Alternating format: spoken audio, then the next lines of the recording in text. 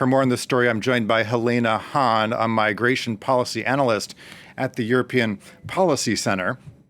Thanks so much for being with us here on France 24. So this issue of how the EU deals with migration is certainly not new. What exactly is at stake at this meeting today in Malta?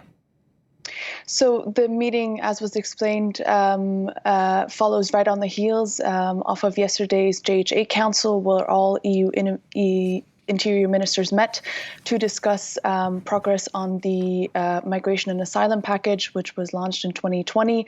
And there are several reasons why this meeting today is so important. We know that in the past couple of years, Italy, not just under the Meloni government, but also under former governments, has repeatedly called for greater solidarity and responsibility sharing with other member states. And now this has, of course, been a key sticking point in the negotiations and one of the reasons why reform has proven to be so tricky.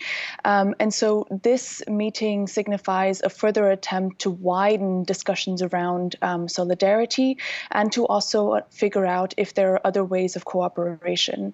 And at the same time, we, of course, as we heard in the overview beforehand, it is also very much a way to test the ground on whether France and Italy can indeed work together following a spat last year that led to a souring of relations. Yeah, well, so help us understand these various interests at play, particularly when it comes to Italy, where many of these migrants have been arriving.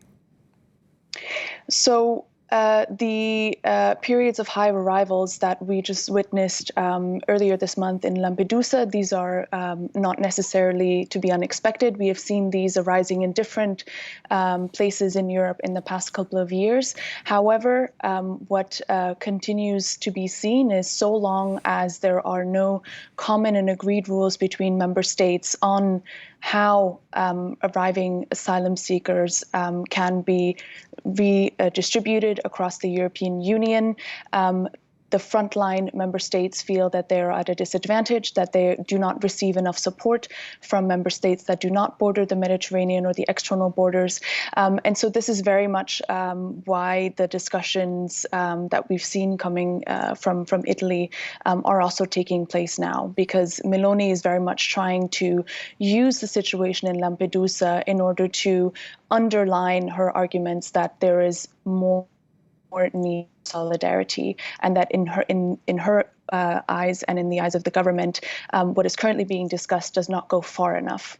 In the meantime, there have been some really horrifying stories about migrants from sub-Saharan Africa who've died of thirst trying to cross the border into Tunisia. You know, the EU is planning to send 1 billion euros of funding to Tunisia to deal with migration, but many human rights groups say Brussels needs to take a harder line when it comes to treatment of these migrants. What do you say about that? Well, these cooperation agreements have arisen in part, I would argue, because the EU has not been able to agree on how it deals with asylum seekers within the Union. And so therefore, we see a tendency to look outside of the EU to potentially also outsource responsibility.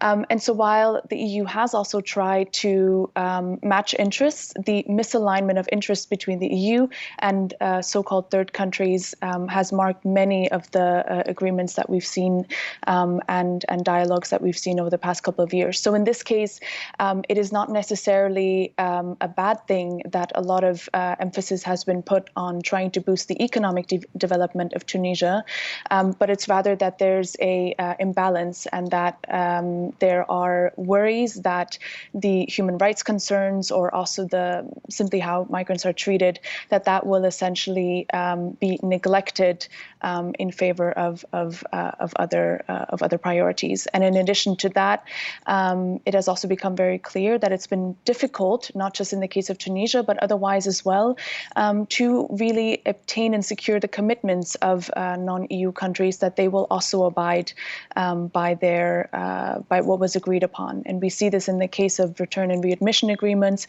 where in many cases an agreement exists, but in fact fact, we have seen that very few numbers of people have been returned and readmitted.